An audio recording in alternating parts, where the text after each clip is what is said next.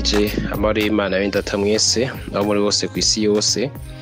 Ijwi ni Mugisha GUY-LIONEL, nkaba nanifuje gusanga namwe intahe y'ingene nakijijwe. Ntarahura na Yesu ngo ndamwakire ndamwizere agenda arambora, hari vyanagenderamwo naragenda muri tricherie kubera nari nkiciga nkiri mw'ishuri, nagendera muri copinage, nagendera nanywa inzoga, nakunda ZIKANYE des fois nkanywa ama whisky yitwa ama black aba yaza afise 42.8% d'alcool. Narakunda n'ama martini yera, mugizo njabuka sinazinywa kenshi, nazinywa rimwe rimwe. Narakunda nari mfise n'amapoeme, narakoresha amapoeme, narafise grand format yuzuye amapoeme. Ndibuka ko nigeze kuba n'uwa gatanu kw'iradiyo imwe kuri Saint Valentin imwe ya 2012 nimba atari 2013 nimba nihenze. Ndatelefona nari niko numviza amaradiyo hama numva ko bavuga amapoeme, ndipima ndavuga teka numvize nivo yanje ku rwego rw'igihugu, kubera bariko baravuga numva bamwe tunganya imbaraga abandi numva bari munsi yanje. Ndatelefona ndavuga numva mbaye wa gatanu. Naraja no ma boîte de nuit des fois kuma examen, fin des examens cyangwa kuma diplôme yabaye. Nari mboshwe n'inzoga ku buryo vendredi numva ntafise amahoro, mugendaye ntanyoye n'amacupa abiri akanye. Navuga yuko nopfuma ndazibura samedi et dimanche, muga vendredi ntirenge ntanyoye n'icupa na zibiri. Ndose zitatu vy'abari sawa, nkesheje niyo nanywa zitanu, hariya naho nanyoye indwi kuri kermesi na bonane n'ahandi. Kuvya copinage naho nabijamwo naratinya gusambana kubera yuko natinya yuko nava nteza inda umukobwa canke nkagwara sida. Amapoeme yoyo narayakunda kurusha ama contact, nari mboshwe cane, narakunda amapoeme gusumvya ama contact. Phone impfanye icambabaza cane yari amapoeme, kuko nibwira yuko nzosubira guhura n'abantu nkabasaba nime zabo, ariko me poeme nariyumvira aho nzosaba kuzikura bikansiga. Donc apa ya mapoeme ya grand format ari yandi nari mfise muri telefone. Phone yabifise moyenne ya 30 poeme tous les jours, sinaja munsi ya 30. Haraho zaja hejuru zigashika kuri 70, naho nagira plafond ya 90 poeme, amapoeme 90. Rero ingene nahuye na Yesu no kugukurikira pardon. Mu misi ya nyuma ndi mu gukizwa niho natanguye kumva inzara n'inyota byinshi byo gusenga. Nace ntangura kuza ndaja mu mafrate n'amaserure, lundi mardi mercredi nkaja gusenga, jeudi nkabura aho sengera, vendredi nkaronka, na samedi ku mugoroba nkaja gusenga, na dimanche nye ngasenga. Numva ko nduhusa ari uko nsenze kenshi kabaho mw'isomero. Muri ico gihe niho natangura kugendana Nouveau Testament mu mufuko, akanya kose ndose ngaca nsoma. Sasa ntangura kumva muri jewe yuko gusenga kwanje kutajanye n'inzoga nanywa, kuko iyo ntashe nanyoye ngira nsenge imbere yuko ndyama, numva hari igicu hejuru yanje kimbuza gusabana canke kunywana n'Imana. Negera abo twasengana ico gihe ndababaza, ndabasaba impanuro. Mpera ku mugenzi umwe ndamubwira nije numva nkeneye guheba inzoga, umva wo mpanura iki? Nawe anyishura ati wewe mbona utarenze urugero, nawe woziguma ko nta na kimwe. Haciye igihe mbaza uwundi mugenzi kwa kundi nyene twasengana, nawe anyishura ati ndavye mbona inzoga ari zibi, ubishoboye woziheba. Cengira akabaza muri jewe ndabura ico mfata n'ico ndeka, kuko nafise ama réponse abiri muri jewe muravyumva. Mugace ngimana ico kibazo kikibi kibazo canje, ikibazo ca mbere plutôt. Muri uko gusenga kwinshi, umunsi umwe nja gusenga ari samedi ku mugoroba, umukozi w'Imana waho hantu arateba kuza. Nanje kubera yuko numva umuriro mwinshi muri jewe wo kumva ijambo ry'Imana, nace sokorora Nouveau Testament, kwa nakinibuka yuko mfise Nouveau Testament mu mufuko, ndayisokorora ngo nsome ijambo ry'Imana. Ngitangura kuyisoma nza numva amajwi ya Satani ambwira ngo atangwe kuntera, ambwira ngo aho ugomba kugara, donc kwiyemera ku bandi. Kugara n'iteme y'abajene ni kwiyemera, atugomba kugara ku bandi batazanye ama Bible ngubereke ko wowe uyifise. nanje ndavyumvise cyane nibaza ko ari ijuru riko rirabimbwira nibaza ko ari ijuru ry'Imana cyesenga ngira nti Imana je sishaka kwiyerekana mu bandi ko nazaye Bible gusa umuntu wawe niyo yatevye kuza sinakubishira hejuru abona nibiki nkiriko ndasenga pardon twaciye dutangura gusenga cengira ikibazo ca kabiri cyo kumva ko nkeneye ahantu niyagura gusoma ijambo ry'Imana gusoma Bible. Iyo samedi ntashe muhira abagenzi banje twagendana baciye baza kuntora muhira ngo tuje gutamba. Aho nakizwe muri Decembre 2013 hari indirimbo ziharawe zitwa amadanse jamaïcaine zaduse ico gihe. Amadanse jamaïcaine batamba vraiment nk'abasazi kuri piste, abantu bahoze batamba amazuke n'amaroke ni ibintu bisanzwe bijyanye muga izi zindi zozo ico gihe kabisa wamengo ni satani yuwe mu zindi nkomezi kuri piste. Hari nivyo twita byari bitanguye ico gihe byitwa ama house party cyangwa home alone. Donc wasanga nk'ubu ndabisigure gato ni nk'ubu abavyeyi bagiye ahantu swate ruguru cyangwa handi gacu usanga abana bahinduye inzu boom bagahindukira ahantu gutambira hakaba ikirori. Aho rero donc nakijijwe ivyo bintu bitanguye kuza bitanguye kwera cyane bitanguye jabona. Aha rero baciye baza kuntora abajama banje abagenzi twagendana baza kuntora ngo tuje muri home alone ku mugenzi w'umubanyi.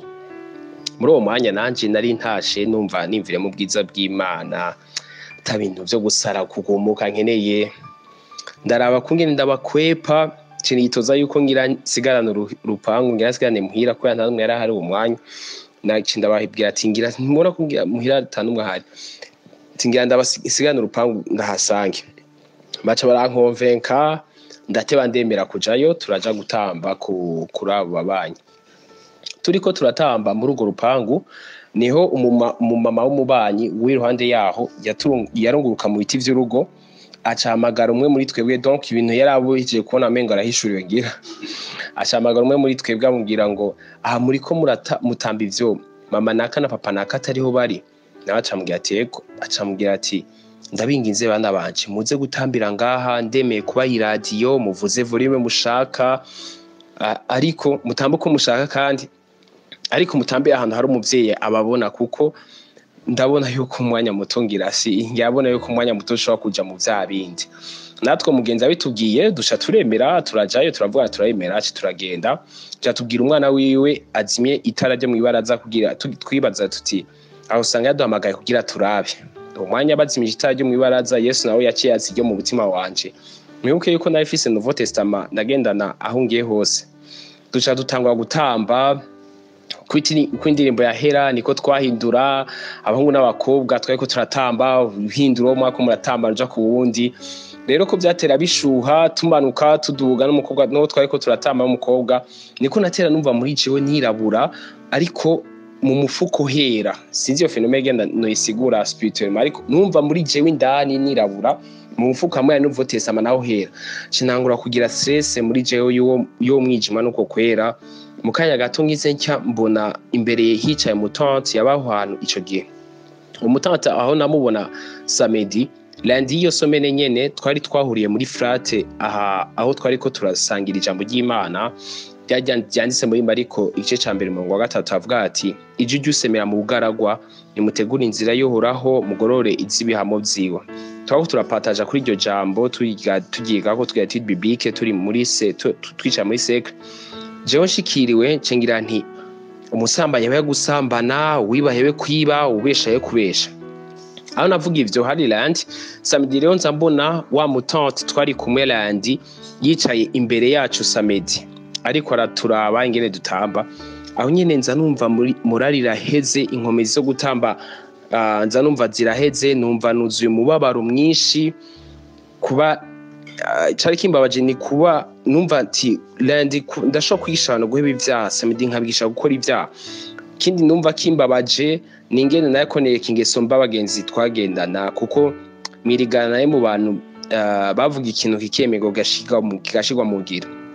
Ce numva umwaro mwinshi umwaro numva urandenze cindaba umukobwa twariko turatambana cindavaho magarara ku ruhande.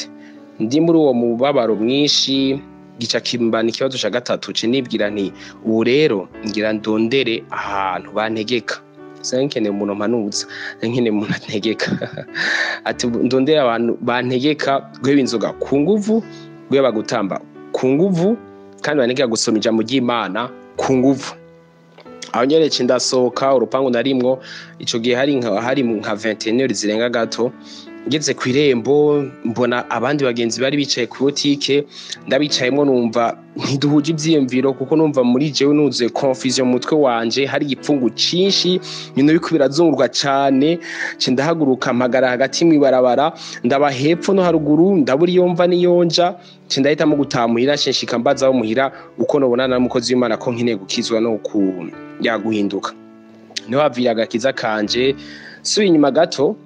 Ndibuka ko umunsi umwe nari muri chambre ndiko ndiga nafise intero ya histoire mega nako ndategura hama gusya kora nibuka ko nako ndiga histoire hama mama acaraza nsanga mu cumba asigira amajana 9 ngo ncengurira ibitumbura abana bari basigaye muhira we yaragiye kuramukangira kuba baye sinavyuka neza agisoka chambre satani nawe arantera ambwira ati none ngaho ntiwogenda kunywa ikiyeri ayabura ukazoca yariha ejo muri agent de poche ico gihe ikiyeri cyari kiri kuri 1200 aho nyene aca nteza inyota yacu nanje cengira nti kandi nijo shaho nace nyaruza kwiga ndanyarutsa nesigaje ama explication ndayiga cindasoka ndakara amaso ndoga ndahitana amaruri na ngifise nambaye ico gihe hama mejeje kwiga cinda ca gukara amaso mpita amaruri hama ngiye gusohoka cenca kuri petite sœur muri salon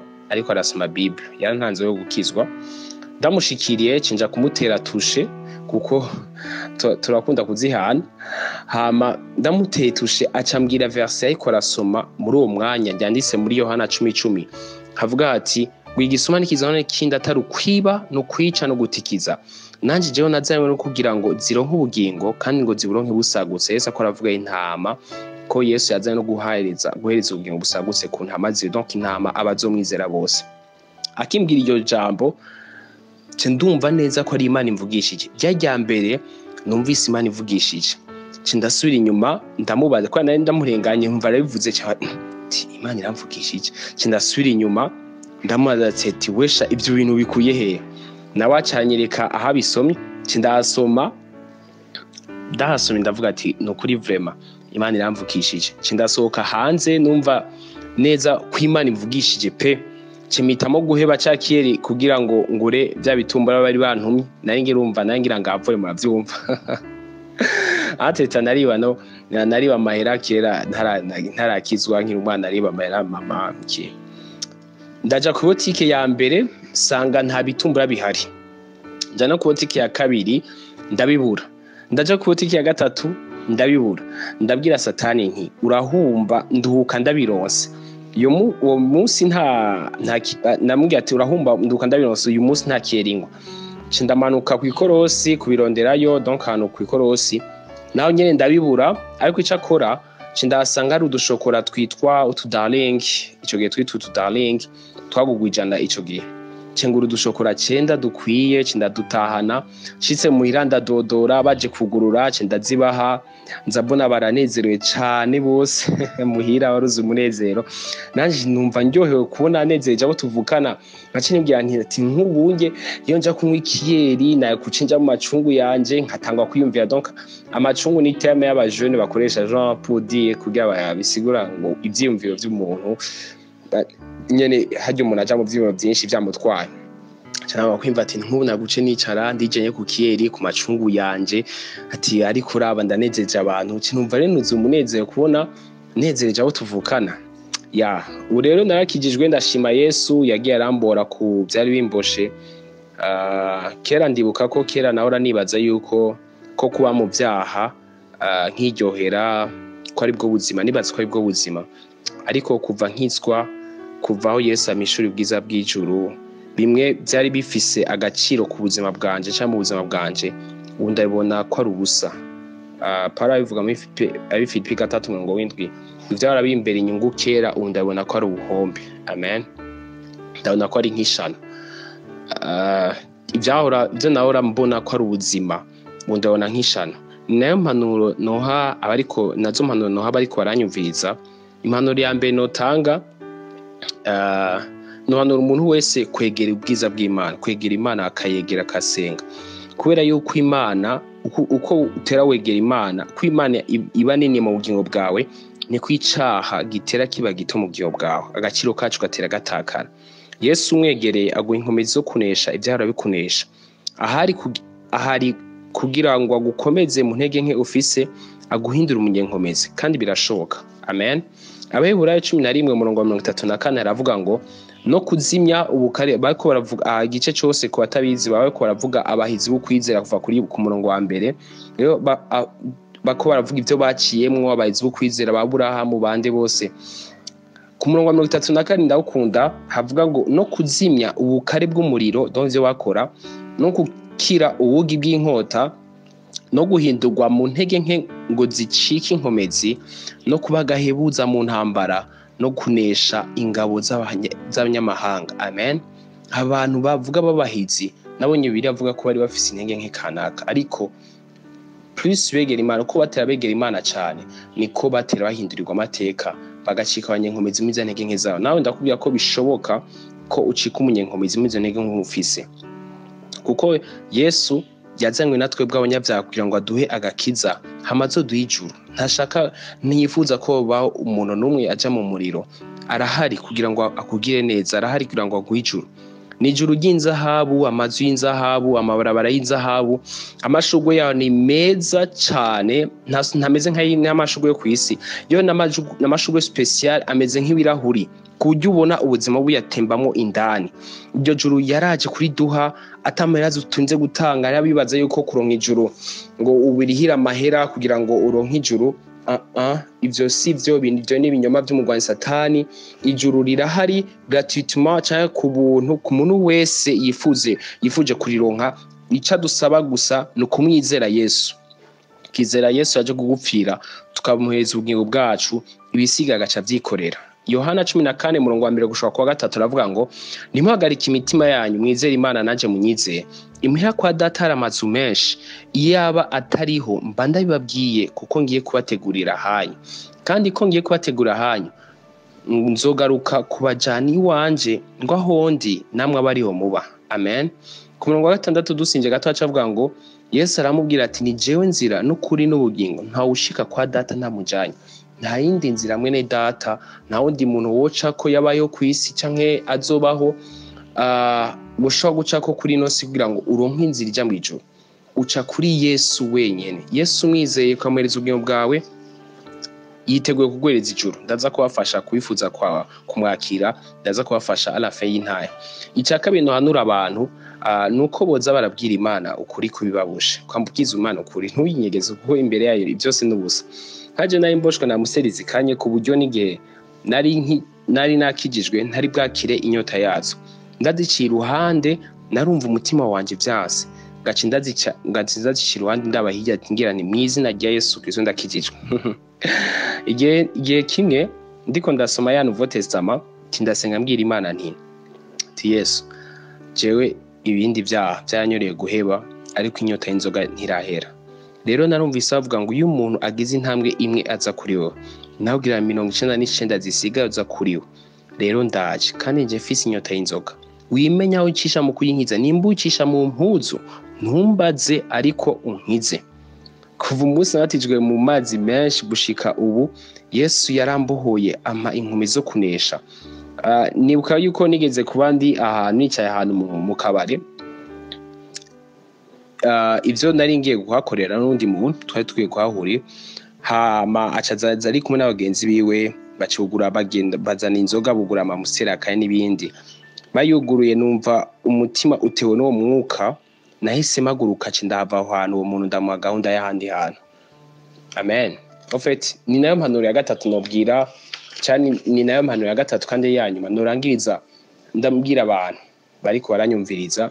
Iyo ukeneye kubohoka kucaha uko bikwiye, uvavana na bamwe bakujana mu geso mbi cy'abaguhanura nabi. Burya ugukomera k'umuntu igice kinini gihagaze kuba bagendana nawe. Hari umuntu yigeze kuvuga ngo nyereka abagenzi bawe nawe nzoce ndakugira icuri. Amen. Imigani 13 murongo wa 20, imigani 13 murongo wa 20 haravuga hati gendana n'abanyabwenge nawe uzogira ubwenge, ariko ucudika n'ibipfu azokomereka. Iyo umuntu agenda n'ibipfu, donc ibipfu bavuga ngo ni umuntu agenda mu nzira y'ivyaha, umuntu arakomereka mu gihe agiye ku mpanuro zawo. No muri Zaburi igice ca mbere murongo wa 2 gushika kwa 3 haravuga ati ngo ahiga umuntu atagendera mu nama z'ababi, tishana n'abanyacokoranya dagara mu z'abanyabyaha, ariko ibimuhimbaye mu byageze by'uhoraho ibyo n'ivyarimbura ko ku murango no mwijongo azonga itigitero ande y'amazi ngo cama igihe cacu bibami byacu n'ivyigera vyuma nicyo azokora ko cose kizomuberako. Amen. Nabikora nto ba mbere igice ca 15 murongo wa 33 haravuga ati ntimuzimire kubana n'ababikonona ingeso nziza, ugendanye n'abarahira burya usanga nawe usigaye urahira. Kandi muri Yakobo 5:12 habitubuza havuga ngo ariko bene data ikiruta vyose ntimukarahire, ntimurahire ijuru canke isi canke indi ndahiro yose, ariko ijambo ryanyu ribe ego ego oya oya, kugira ngo ntimucigwe kwiteka. N'iceti ca kabiri ca Timoteyo igice ca 2 murongo wa 20 gushika ku murongo wa 22 nawe aravuga ati mu nzu nini y'umutunzi ntabamo imbombovu z'ivyacuzwe mu zahabu no mu ifeza gusa, ariko habamwe n'iz'ivy'ibiti n'iz'ivy'ibumba, kandi mwe babikoresha ivyicwara ibindi bikoresha biteye isoni. Umuntu niyeza akitandukana n'ivyo akitandukana n'ivyaha, azoba igikoreshwa c'icubahiro cejejwe kigiranye n'ikikimazi catunganijwe igikorwa ciza cose. Ariko kwifuza k'ubusore canke k'ubukumi uguhunge, maze ukurikire ukugoroka no kwizera n'urukundo n'amahoro, ufata n'abambaza umwami wacu n'imitima itanduye. Turasoma mu ijambo ryanditse muri Yeremiya 15 umurongo wa 19 gushaka 21 aravuga ati none rero uko niko waragize, ati ndi wahindukira nzokugarukana ubone guhagarara imbere yanje, kandi warobanuye ivyingira kimazi ukabikura mu vyimbura kimazi uzoba nk'akanwa kanje. Abandi bazaguhindukirire ariko wowe ntuzubahindukirire, kandi muri ubu bwoko nzoguhindura uruzitiro rukomeye rw'imiringa. Bazokugwanya ariko ntibazokunesha, kuko nzoba ndi kumwe nawe ngo ngukize nkurokore njehora mbivuze. Nzokurokora ngo ukure mu maboko y'abanyakibi, kandi nzogucungura gukure mu maboko y'abantu bagaterabwoba. Haleluya. Iyo ukijijwe ukwiye guca uvana n'ingeso mbi, ukitandukana n'ivyatuma utandukana n'Imana, gatandukana batuma bagutandukanya n'Imana n'ubwiza bwayo, ico gihe igikoresho c'icubahiro cejejwe gitunganijwe igikorwa ciza cose. Amen.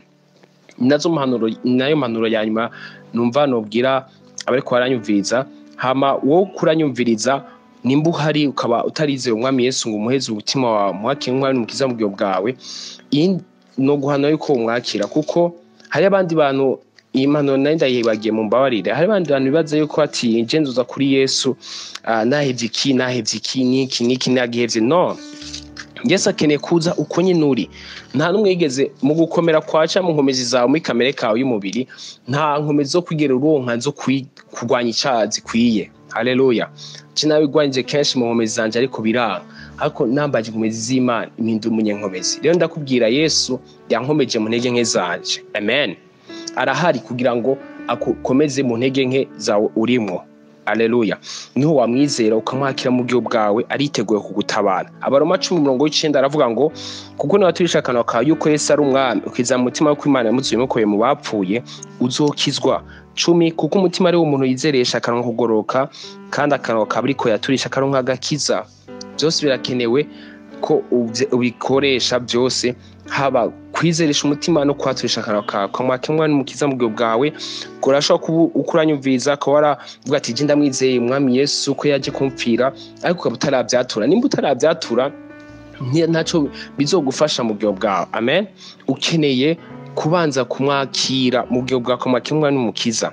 Rero wowe ukeneye kumwakira, ndagufasha aya majambo yasubiremwo uvuga ati mwami Yesu, ndemeye ko jewe ndi umunyavyaha, ndemeye ko waje ku isi kubwanje, ukabambwa kubwanje, ukaza ukabwira ngo nemegwe imbere y'Imana. Aka kanya ndakwakiriye, umbere umwami n'umukiza w'ubugingo bwanje. Ndakwihaye wese, ndafutisha izina ryanje mu gitabo c'urupfu, ndaryandikisha mu gitabo c'ubugingo. Uhereye none ndakijijwe, citse umwana w'Imana. Ndasanga umuhemu wa yera anyuzure, anyobore mu nzira zanje zose, nzoshike mu ijoro amahoro. Mu izina rya Yesu Kristo senze nizeye kandi shima. Amen. Yesu aguhezagire cyane wowe weje kumwakira mu bwiyo bwawe, ukoze igikorwa cyiza cyane, igikorwa cy'inkomezi, kuko aho Yesu ari hose hari ubuzima. Nimba wamwakiriye ubuzima bwa Kristo, reka utangure gutemba muri wewe, komeze gusoma ijambo ry'Imana, komeze gusenga, kurikiza impanuro ndaguhaye, wegere abakozi Imana bagufashe gukomera. Amen. Batuye ibyaha byawe kugira ngo ukomeze urugendo rw'agakiza neza, kugira ngo uzotahe mu ijuru amahoro. Amen. Reka rero sengere umuntu wese yumvise intahe, yaba weje gukizwa cyangwa uwamwakiriye, ndabasengere imbere yuko turangiza. Mana Data, mu izina rya Yesu ndagushimiye kuntu bwa n'imbabazi zawe bana n'umuntu wese akwaranyumviriza, yawe weje kukwakira, yawe wakwakiriye. Ijambo rya rambwiye neza muri Yesaya 41:13 havuga ngo kuko jewe uri Imana yanze gufata ukuboko kw'iburyo, umbwire nti ntutinda gutabara. Ndasenga kugira ngo ubafate amaboko bose Mana, ubayobore mu ntambuko zo kugoroka kwawe, mu izina rya Yesu Kristo. Umuco wakomeze kubarasira. Zaburi 119:66 avuga ngo unyigishe guhitamo neza. Ndasenga kubahe guhitamo neza, abagenzi beza basengana neza.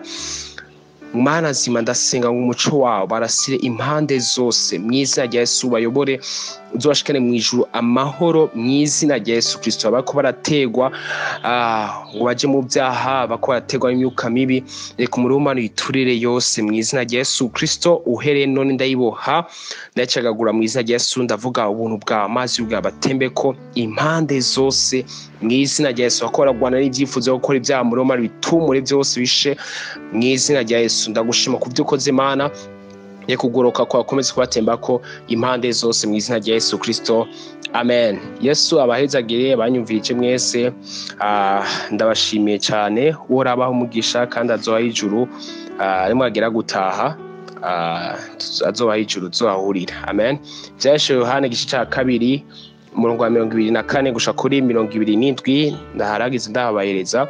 Haravuga hati ariko mweho abasigaye mu Tuatira, hari Tuatira ashaka kwashiraho uba muri Katibamwo, abadafise iyo nyigisho mwese batameze babandi biti by'ibyina bya Satani, ndababwira nti nta wundi mutwaro mbikoreza ataruyo, ko mumira kuco mufise gushitsa, kuco mufise mugashitsa aho nzozira.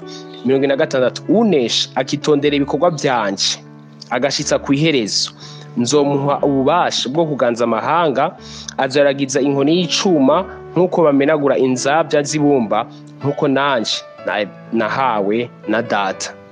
Kandi nzomuha kuri 28 gushaka kuri 29, kandi nzomuha ikinyenyeri cyo mu gaturuturu, uri ntugutwi niyumva ico mwema bwira amashengero. Kandi akubwira wowe wamwize Mwami Yesu ko mwakira mwana ukiza bwiyo bwawe, komeza inzira gakiza, ntugufate inzira imwe, werekane fasi imwe uri mu ishengero ariko hagera ku mugoroba gacuba uwundi muntu. Oya, Yesu akeneye kugaragaza umuco wawe, haba mu mwijima haba mu muco. Byahise Yohana 3:19 aravuga ngo umurongo wa 15 gusha kuri 19 kuri 20 haravuga ngo ndazi ibikorwa byawe yuko udakonje kandi ntubiri, ico mu gakonja cyawe kabiri. Yesu nakunda abantu bakazuyazi, nakunda umuntu abari mu gakizani nta kabingo no. Nuko rero kuko urakazuyazi udakonje ntubire, ngira ndakudahwe, kuko uvuga uti ndumukire ndatunze kandi ntaco nkenye, ntumenye yuko ari wowe mutindi wafutanye, uri umworo, uri impumyi, ugendo amenya. Ndakugira inama ungure ko inzahabu yakuwe ko inkamba n'umuriro, ubone kuba umutunzi. Ungure ko n'impuzu zera ubone kwambara, isoni z'ubwambure bwawe ntizigaragare. Kandi ungure ko n'umuti wo gusiga ku maso ubone guhumuka. Amen. Igituma babwiye ibinye by'umuti wo gusiga amaso ahantu nishenye ndigira udikiya cyo gihe gisagara cyangwa imiti ikomeye cyane baravura amaso cyane muri cyo aho hantu. Ni nkuko wovuga umugwayi azobona bamurungitse mu Buhindi cyangwa mu bindi bihugu bikomeye by'ubuvuzi. Haleluya. 19 avuga ngo abo nkunda bose ndabakankamira nkabakangira, nuko gira umwete wihane, mpagaze ku rugi ndaramukije, umuntu niyumva ijwi ryanje akugura urugi ndinjiriwe dusangire, unesha nzomuha kwicarana nanje ku ntebe yanje y'ubwami nkuko nanje nanesheje nkicarana na data ku ntebe yiwe. Uri n'ugutwi niyumva ico umuhemu abwira amashengero. Urashobora kuri mu ishengero ukifuka gukizwa, ukifuka abagenzi bakizwa, ukavuga amahaleluya menshi, ugafata Bibiliya ukagirane, ariko Imana irazi umutima wawe. Haleluya. Abandi bashobora kuba bakwita umweranda hanze, ariko Imana ibona ko umutima wawe byafutanye gose. Rero nawe ndakubwira uhinduke ukiri muzima utarava kuri inosi, kuko agakiza ijuru turikorera turi kuri inosi, ntabwo tuyikora twapfuye. Ijambo ry'Imana avuga mu Musiguzi igice c'9 umurongo wa 10, katuasome igice c'9 umurongo wa 10 Musiguzi haravuga ati, Musiguzi igice c'9 umurongo w'10 haravuga ati, ikintu cyose ukuboko kwawe kwerekeje gukora ugikorana inkomezi zawe, kuko atagikorwa canke inama canke kumenya canke ubwenge kuzima harariye kuja. Uramutse upfuye nabo gusengera amasengesho angana gute bagusabira kuja mu ijuru, ntabyo wojamwo mu gihe wapfuye utamwizeye umwami Yesu ngo wandikishe izina rya mu gitabo c'ubugingo. Byahishwe Yohana 20:15 haravuga ngo, kandi umuntu wese atawese kwanditse mu gitabo c'ubugingo aterwa mu itara rya kumuriro. No muri Luka 16 turashaka kuhasoma aho inkuru y'umutunzi n'umworo. Umworo yarapfuye aja mu kiza cya Aburahamu, umutunzi nawe arapfa aja mu muriro. Arangamije avuga ati, tuma umworo azane akoze imajyamazi arindi nkozeko, kuko hano ndiko ndi hambabaje kandi ko ndababara. Luka 16 umurongo wa 26 gushika kuri 29 ndavuga ngo, mbere ukuye n'ibyo 25 avuga ngo, Aburahamu aramubwira ati, mwana wanje ibuka yuko wahawe ibyiza byawe kiriyo. Ahanye ntibago bashatse kuvuga yuko abantu bafite amahera menshi batuze ari bibi. Oya, urashobora gutunga kandi ukabana na Yesu neza. Amen. Lazaro nawe yahawe ibibi, none amariwe imibabaro hano, nawe uraseserezwa. Mbere ukuye n'ibyo, hagati yacu namwe hari imanga ihambaye yashizweho, kugira ngo nihagira abagomba kuva ino bakajaho muri ntibabishobore, kandi ngo ntibave iyo ngo bashike aho turi. Nawe ati, ndakwinginze se muvyeyi, umurungike mu rugo kwa data, kuko mfise bene mama 5, ababwira uko bimeze, ngo nabo baze hano hantu uko babarizwa. Aburahamu aramubwira ati, bafise ibya Mose n'ibyabavugishwa n'Imana, nibavyumvire. Nawe ati, oyaye Aburahamu umuvyeyi, ariko nihava hajayo uvuye mu bapfu bazokwihana. Aramubwira ati, nibatumvira Mose n'abavugishwa n'Imana, ntibo kwemera nta muntu yozuka mu bapfuye. Amen. Rero iyi nkuru uyisome umenye yuko niwava kuri inosi utamwizeye, nta yindi chance nimwe ihari yo gushaka kwinjira mu bwami bw'Imana.